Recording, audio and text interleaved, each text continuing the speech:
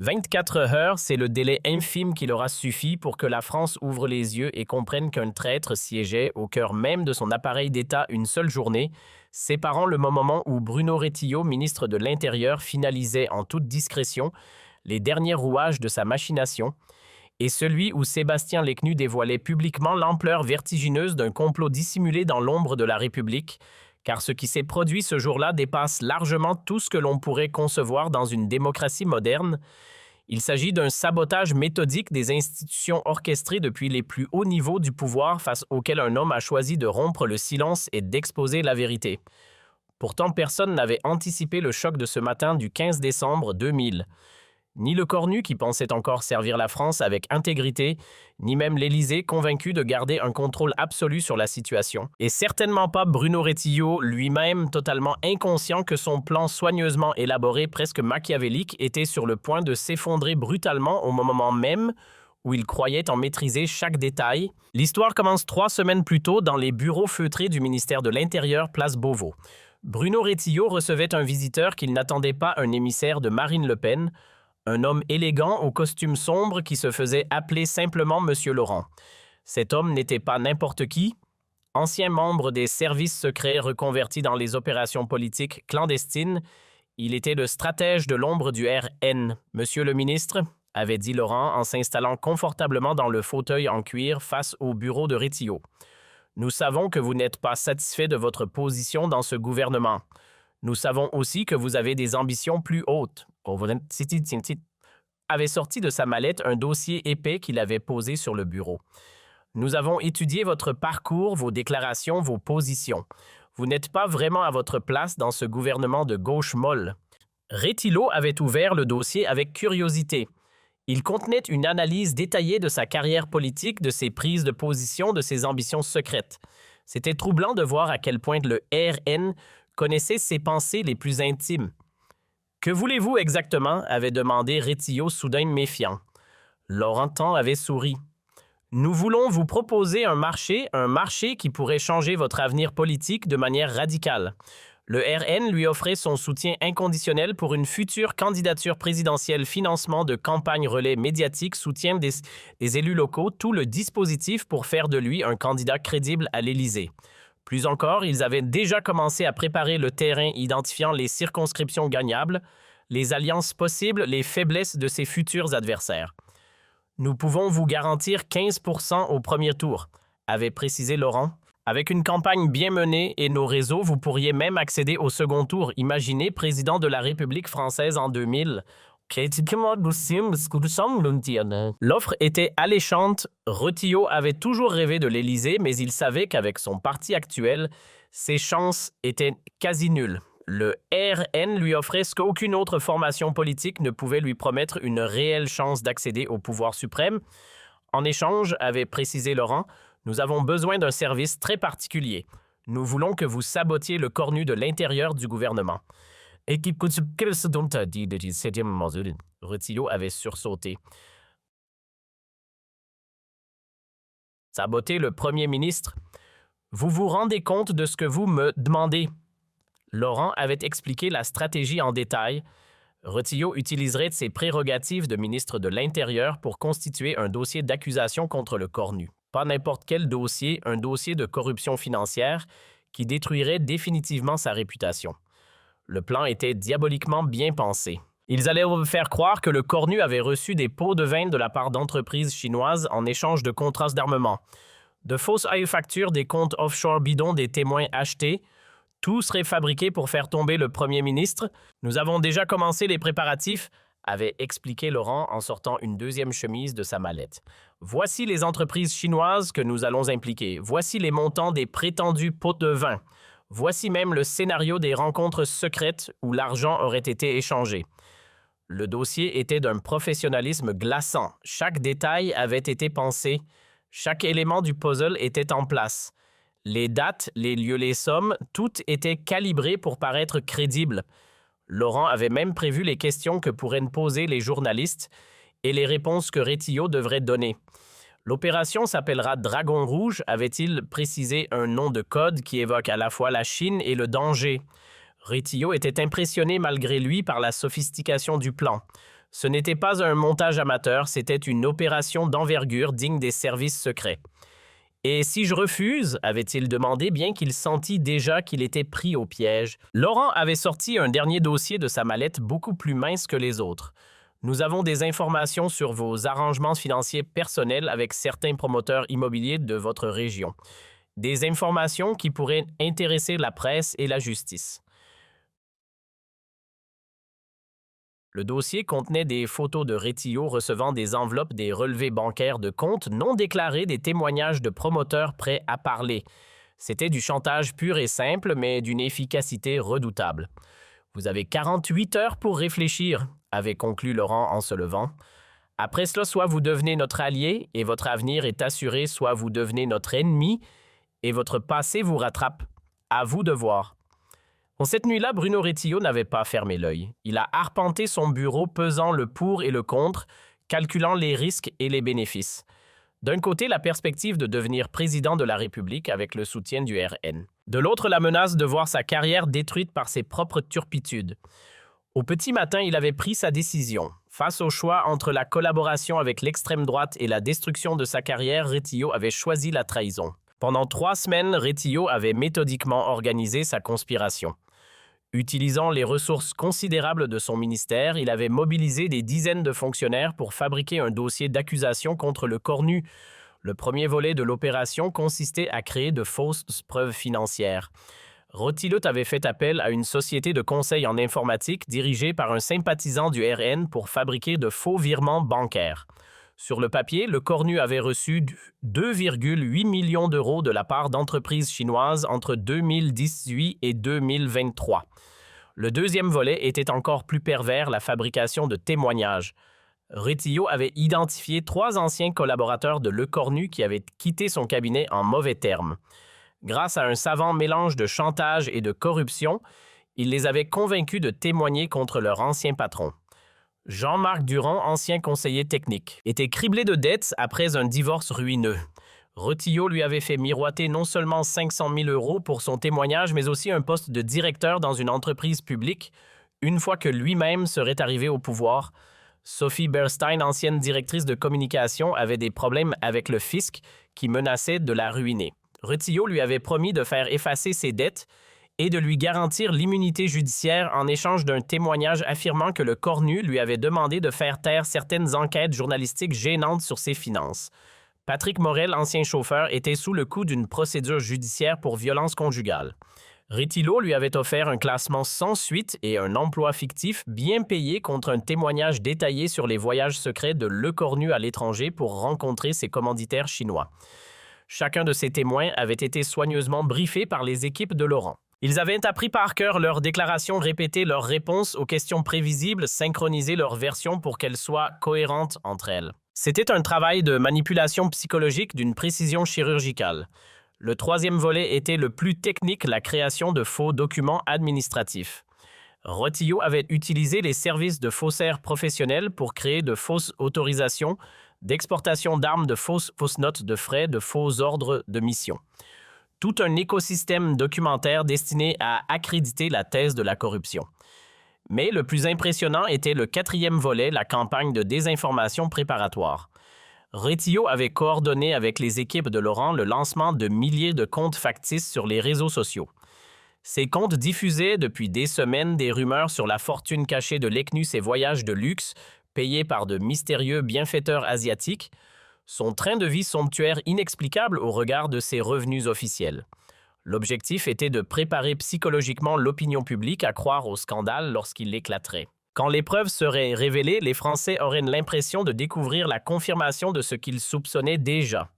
Mais ce que Rétillot ne savait pas, c'est que depuis le début de sa manigance, quelqu'un l'observait avec la plus grande attention. Cette personne, c'était Marie Gauthier, directrice adjointe de la Direction générale de la sécurité intérieure DGSI. Femme de 52 ans discrète mais redoutablement efficace, elle dirigeait la section chargée de la surveillance des menaces intérieures contre la sécurité de l'État. Marie Gauthier avait commencé à s'inquiéter quand ses analystes avaient remarqué des consultations anormales de fichiers sensibles par les services de Rétillot des demandes de renseignements sur des entreprises chinoises, sans rapport avec des enquêtes en cours des vérifications d'antécédents sur d'anciens collaborateurs du Cornu. Mais ce qui avait vraiment alerté la directrice de la DGSI, c'était le comportement inhabituel de certains fonctionnaires du ministère de l'Intérieur. Ces informateurs lui rapportaient des réunions secrètes, des déplacements non justifiés, des consultations de bases de données, en dehors des heures de service. Quelque chose cloche, avait-elle confié à son adjoint, le commandant Pierre Roussel. Ces recherches n'ont aucun lien avec les missions normales du ministère et surtout, pourquoi Retillo s'intéresse-t-il autant aux finances personnelles du Cornu? Elle avait alors décidé de faire surveiller discrètement les activités de Retillo. C'était une décision risquée. Espionner un ministre de la République était un acte d'une gravité exceptionnelle. Mais Marie Gauthier avait l'intuition qu'il se tramait quelque chose de grave. Ses agents avaient installé des micros dans le bureau de Retillo lors d'une opération nocturne, mis ses téléphones sur écoute avec l'autorisation secrète du Premier ministre qu'elle avait obtenue sans révéler ses soupçons, et suivi ses déplacements grâce à des équipes de surveillance discrètes. Ce qu'elle découvrait jour après jour était proprement stupéfiant. Les enregistrements révélaient que Retillo était en contact permanent avec Laurent, l'émissaire du RN. Ils se parlaient plusieurs fois par semaine utilisant des téléphones cryptés, qu'ils changeaient régulièrement, se rencontrant dans des lieux secrets soigneusement choisis, parkings, souterrains, restaurants discrets de banlieue, appartements de près. L'opération Dragon Rouge avance bien, disait Retillo dans une conversation du 8 décembre. Les faux documents seront prêts la semaine prochaine, mais 3 témoins sont parfaitement briefés et payés. On pourra lancer l'offensive contre le Cornu quand vous voudrez. Parfait, répondait Laurent. Marine est impatiente de voir tomber ce Cornu. Il faut qu'il soit définitivement grillé avant les prochaines élections. Nos sondages internes montrent qu'il pourrait être un obstacle majeur à nos ambitions. Ces conversations étaient enregistrées et retranscrites mot pour mot par les équipes de Marie Gauthier.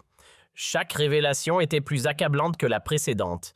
Marie Gauthier constituait discrètement son propre dossier sur les agissements de Retillo Photo, des rencontres secrètes, enregistrements, des conversations compromettantes, preuves de la fabrication des faux documents. Elle rassemblait méthodiquement tous les éléments de la trahison. Le 14 décembre, au soir, Marie Gauthier avait pris une décision lourde de conséquences. Elle allait prévenir le Cornu, quitte à risquer sa propre carrière. L'appel était arrivé à 23 heures. Le Cornu finissait de travailler dans son bureau de Matignon quand son téléphone sécurisé avait sonné. « Monsieur le Premier ministre, ici Marie Gauthier, DGSI. Je dois absolument vous voir cette nuit. C'est une question de sécurité nationale. » 1 heure plus tard, Marie Gauthier était assise en face de lui dans le bureau du Premier ministre, un dossier rouge marqué « Secret défense » posé sur la table. « Monsieur le Premier ministre, avait-elle commencé d'une voix grave, ce que je vais vous révéler va vous choquer au-delà de ce que vous pouvez imaginer. Votre ministre de l'Intérieur prépare un coup d'État administratif contre vous. » Le Cornu avait écarquillé les yeux. « Comment ça, un coup d'État ?» Marie Gauthier avait ouvert son dossier et avait commencé à étaler méthodiquement toutes les preuves de la trahison de Retillo de Photo, des rencontres secrètes avec Laurent, enregistrement de leurs conversations compromettantes, copie des faux documents fabriqués pour l'incriminer. Bruno Retillo travaille pour le Rassemblement national depuis 3 semaines. Il a monté un dossier entièrement faux contre vous avec l'intention de vous faire chuter demain matin lors d'une conférence de presse. Le Cornu découvrait médusé l'ampleur de la conspiration, les fausses preuves de corruption chinoise, les témoignages achetés, les documents truqués. Tout avait été orchestré depuis le ministère de l'Intérieur avec la complicité de l'extrême droite. Mais pourquoi, avait-il demandé? Parce que vous gênez, avait répondu Marie Gauthier. Votre intégrité, votre popularité, votre refus de toute compromission avec les extrêmes. Tout cela fait de vous un obstacle majeur à leur projet. Ils ont besoin de vous éliminer pour installer leur propre homme à Matignon. Cette révélation avait frappé le Cornu comme un coup de massue. Un de ses propres ministres, un homme en qui il avait confiance, le trahissait depuis des semaines, en collaboration avec l'ennemi politique de la République. « Qu'est-ce que vous me conseillez » avait-il demandé. Marie Gauthier avait souri pour la première fois de la soirée. « Je vous conseille de frapper en premier demain matin avant que Retillo puisse révéler son faux dossier. » Le plan qu'elle avait proposé était d'une audace inouïe. Au lieu d'attendre passivement l'attaque de Retillo, le Cornu prendrait les devants en révélant publiquement la trahison de son ministre. Cette nuit-là avait été la plus longue de la carrière de Le Cornu. Avec l'aide discrète de Marie Gauthier et de quelques agents loyaux de la DGSI, il avait préparé l'opération la plus délicate de sa vie, démasquer publiquement un ministre traître en direct devant les caméras de télévision. L'équipe s'était installée dans une salle sécurisée de Matignon. Marie Gauthier avait amené ses meilleurs spécialistes, le commandant Pierre Roussel pour les aspects juridiques, la capitaine Sarah Chen pour l'analyse technique des preuves et l'analyste Julien Marchand pour le volet renseignement. « Nous devons être irréprochables », expliquait Marie Gauthier. « Chaque preuve doit être authentifiée, chaque document vérifié, chaque témoignage recoupé.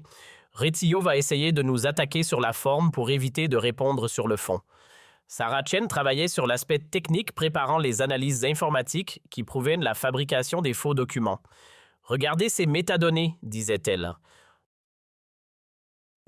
en montrant son écran. Ces prétendus documents officiels chinois ont été créés sur un ordinateur français la semaine dernière. Nous avons même retrouvé l'adresse IP de l'ordinateur utilisé. Pierre Roussel s'occupait de l'aspect juridique, vérifiant que toutes les preuves étaient légalement utilisables.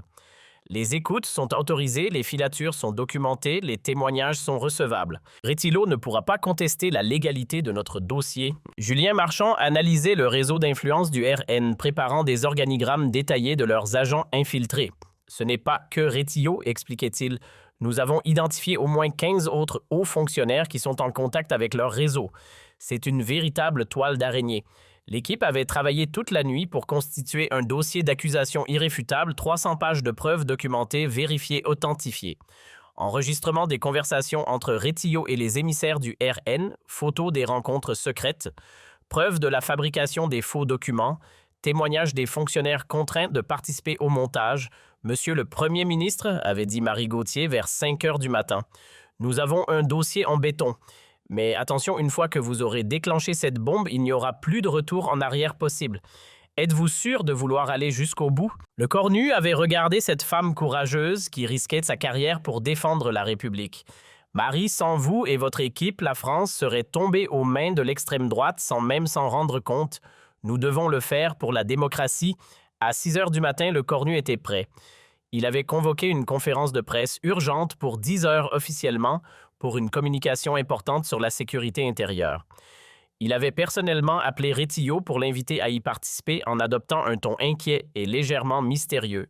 « Bruno, j'ai besoin de vous à mes côtés pour cette conférence.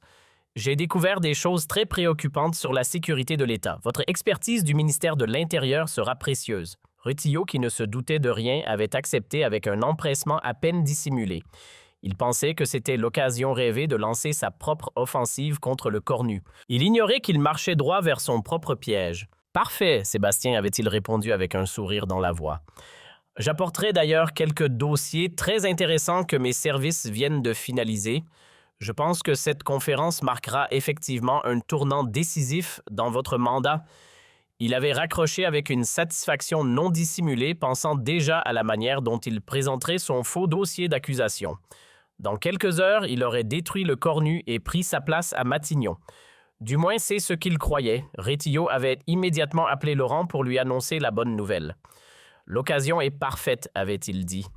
Le cornu lui-même me donne la tribune pour l'achever, c'est du pain béni. »« Attention, avait prévenu Laurent. Ne sous-estimez jamais un adversaire, le cornu n'est pas arrivé là par hasard. Tenez-vous-en strictement au plan que nous avons préparé. »« Ne vous inquiétez pas, avait répondu Rétillot avec une arrogance qui allait lui coûter cher. Dans 3 heures, le cornu sera fini et j'aurai sa place. Marine pourra commencer à préparer 2027 avec son futur Premier ministre. » Pendant ce temps, dans les couloirs de Matignon, l'équipe de Marie Gauthier finalisait les derniers préparatifs. Des agents en civil étaient positionnés dans la salle de presse et aux alentours du bâtiment. Des techniciens testaient les équipements de diffusion qui permettraient de projeter en direct les preuves sur les écrans géants. Tout était minutieusement orchestré. « Monsieur le Premier ministre, » avait murmuré Marie Gauthier dans l'oreillette du cornu vers 9 heures, « nos équipes sont en place. Si Rétillot tente quoi que ce soit, fuite, violence, destruction de preuves, nous sommes prêts à intervenir. » Le cornu avait hoché la tête, sentant le poids de l'histoire sur ses épaules. Il s'apprêtait à vivre l'un des moments les plus décisifs de sa carrière, peut-être de sa vie.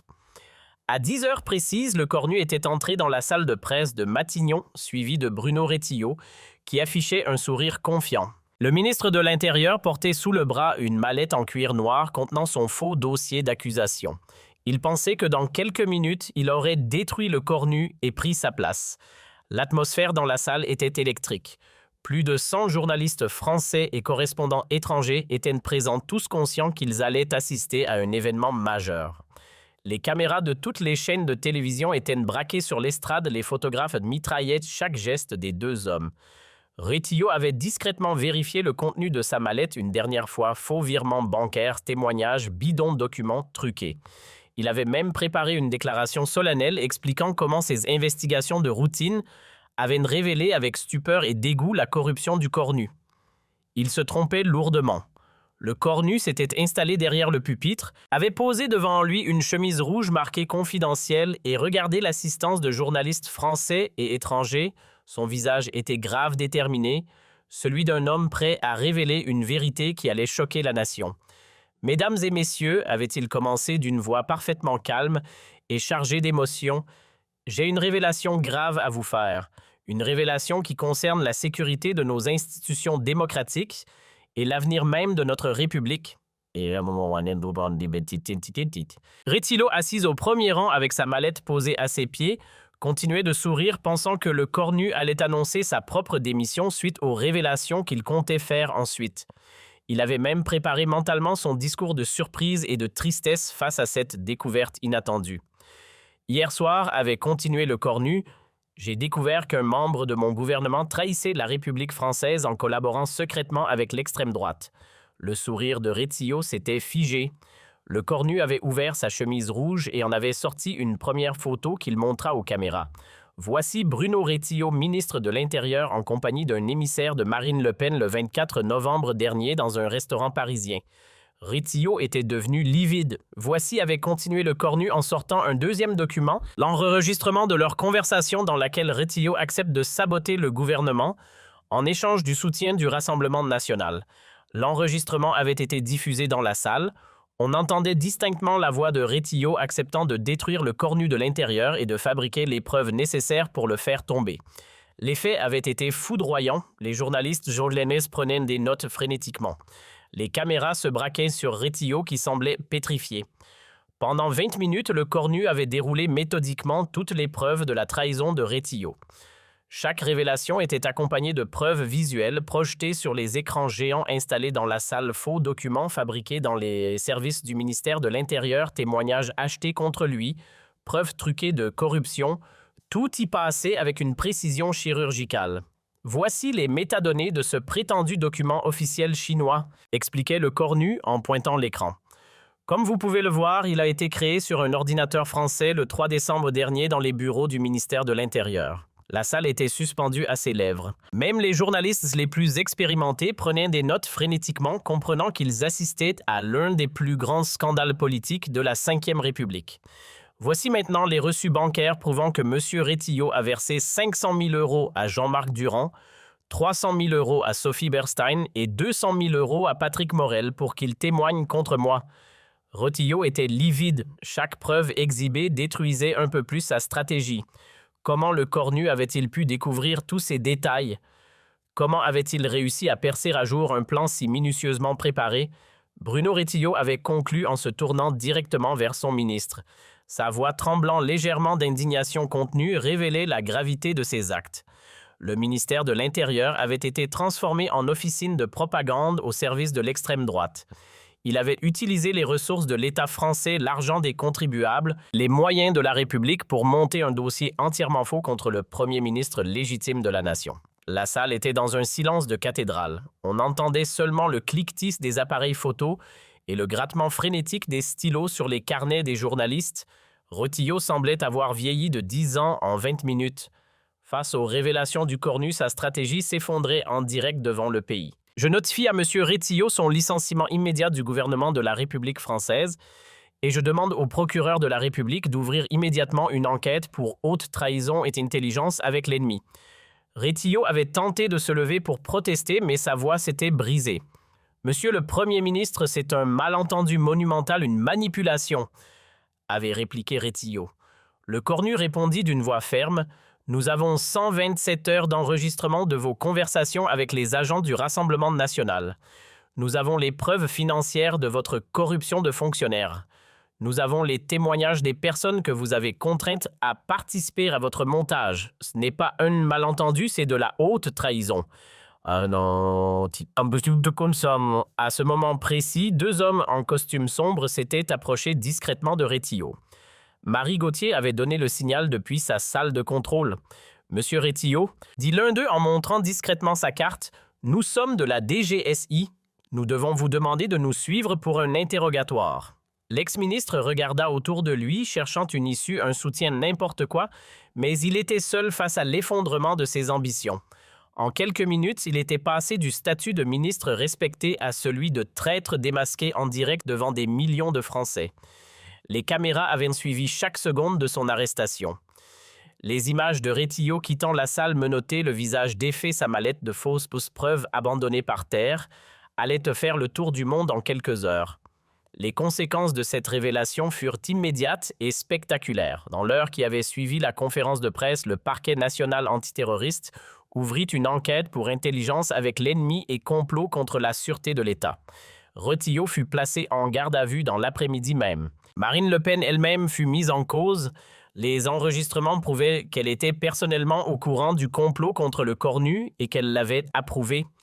Pour la première fois dans l'histoire de la Ve République, une leader de l'opposition était poursuivie pour tentative de coup d'État. L'onde de choc dépassa les frontières françaises. Dans toute l'Europe, les médias titraient sur le complot fasciste déjoué en France. L'Union européenne exprimait son soutien total au gouvernement démocratique français. La réaction la plus spectaculaire vint du peuple français lui-même. Dans les heures qui suivirent la révélation, des manifestations spontanées de soutien au Cornu s'organisèrent dans toutes les grandes villes. Merci le Cornu scandale et manifestants défenseurs de la République. Les sondages montraient un retournement complet de l'opinion publique. En 24 heures, la cote de confiance de l'ECNU avait grimpé de 30 points. L'opinion publique approuvait sa gestion de la crise et le considérait comme un véritable défenseur de la démocratie.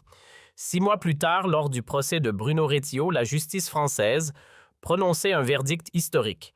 L'ancien ministre fut condamné à 15 ans de prison ferme pour intelligence avec l'ennemi et complot contre la sûreté de l'État. Marine Le Pen écopa de 10 ans d'inéligibilité pour incitation au coup d'État. Le Cornu devint un héros national. Son nom fut inscrit au Panthéon de la République aux côtés des grands défenseurs de la démocratie française. Quand on lui demandait comment il avait trouvé le courage de défier ainsi l'extrême droite, le Cornu répondait simplement « Je n'avais pas le choix ». Quand on découvre qu'un traître utilise les institutions républicaines pour servir les ennemis de la République, on a le devoir de le démasquer, quel que soit le prix à payer. Aujourd'hui, quand les historiens évoquent cette période, ils parlent du jour du Cornu comme d'un moment fondateur de la démocratie française moderne, le jour où un homme a eu le courage de dire non à la trahison, non à la collaboration avec l'extrême droite, non à la lâcheté politique. Bruno Rétillot avait cru pouvoir détruire le Cornu par la ruse et la manipulation. Il avait sous-estimé la force de l'intégrité et le pouvoir de la vérité. En 24 heures, le chasseur était devenu le chassé, le traître était démasqué et la République était sauvée.